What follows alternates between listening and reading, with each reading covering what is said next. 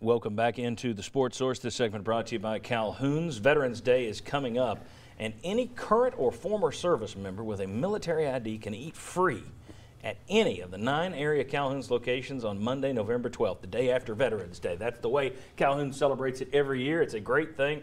Hundreds of vets enjoy this every year, and it's a great menu: steak, ribs, catfish. Veterans Day at Calhoun's, very special. If you've got a former service member or current service member in your life, tell them about this. Get them down there to Calhoun's for a free meal. Thanks to the folks at Calhoun's, a great move by them and a great way to celebrate Veterans Day. All right, want to welcome in 3 more members of our panel today. Bob Hodge right here, VFL Daniel Hood right there, came in a walking boot. Appreciate you doing that. And right down there we got Josh Ward. Gentlemen, I'm going to start with, this is our hot read, so the pairings each get a question. You guys go first. Take a look at these numbers first, Bob and Daniel, if we've got these. Running in reverse. Now, this is against the Power 5 opponents that took ETSU out of the thing. This is Tennessee's rushing production. And you see, against West Virginia, UTEP, which they went crazy against UTEP, 345 yards.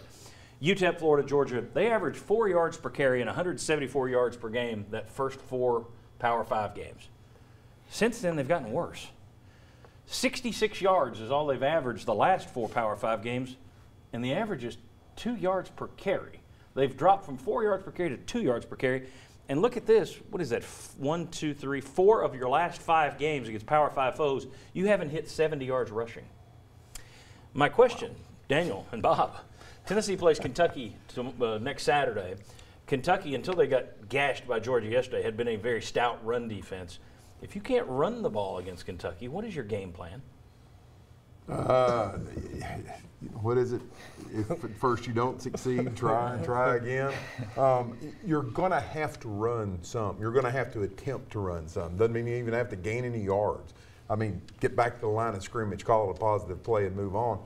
But I think Kentucky's defense is good enough. If Tennessee doesn't try to run and keep some sort of balance, I think then your passing game goes south.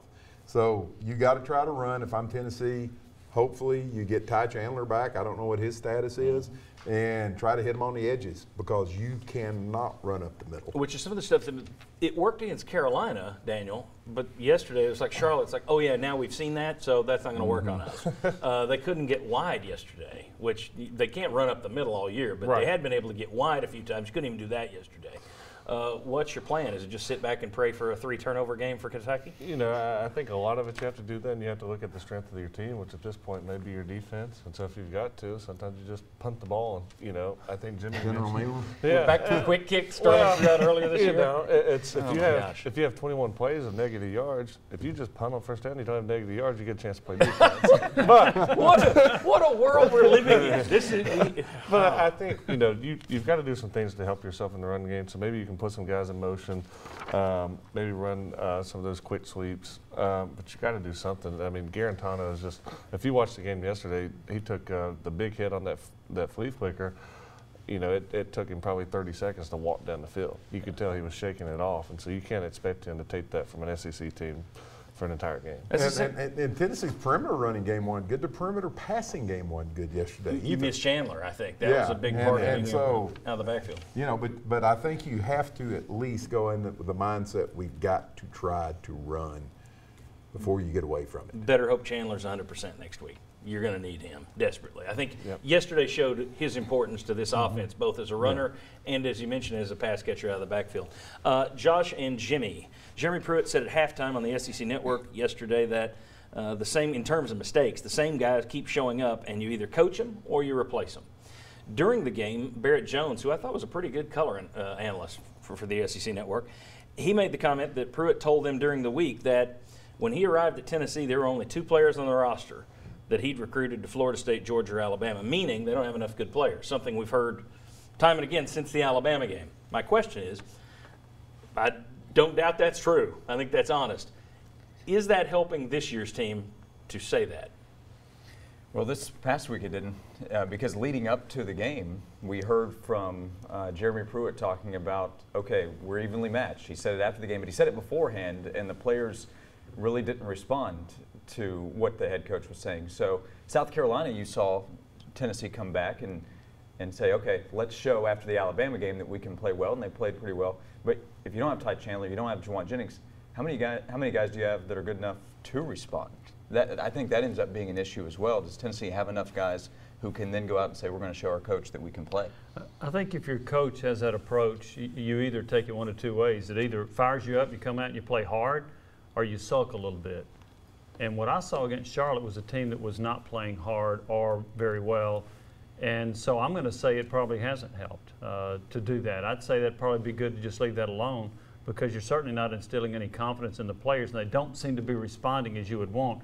You might have argued it against South Carolina, but you certainly couldn't argue it against Charlotte, so I don't know that it's really done any good. I'll open this up to everybody. One thing that we've said on this show, I know you've said it, I know I've said it, coaches have come into Tennessee and said, this is my team.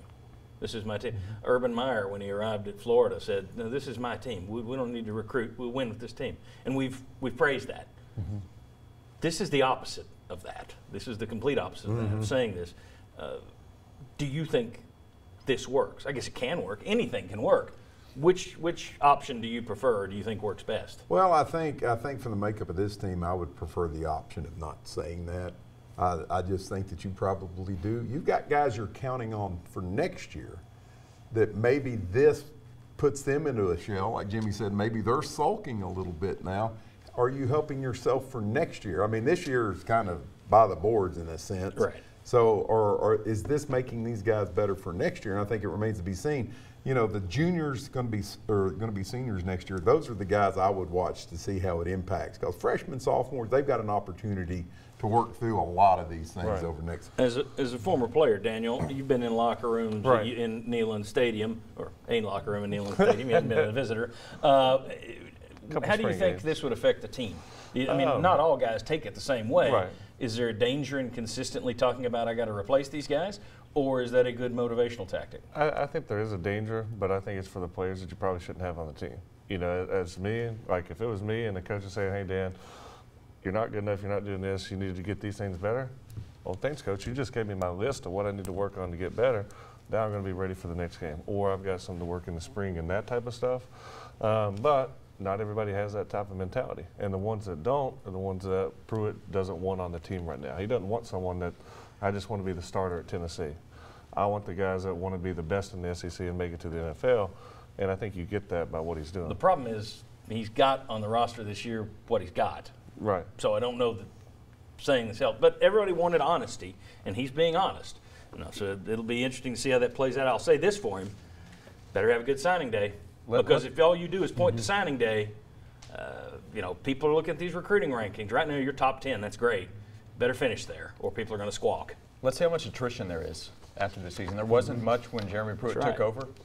I wouldn't be surprised if you see a good run of transfers and guys moving on after the season. And he called them out pretty good after the spring game, too. I mean, that was pretty brutal. He said guys quit and he hadn't seen it since high school, et cetera, and they didn't quit. That's a good point. What is the attrition and where is your signing class I this thought year? there'd be attrition after he said that from the spring game. Right. I was surprised there wasn't. Yeah. All right, when we come back, well, a little later, as I've told you before, we're going to have Isaiah Victor and Mark Pancratz talking Tennessee basketball a little later. But next, we are going to talk about 3 up, 3 down. Who are the ups, who are the downs, and talk targeting as well with all our VFLs. Come on back.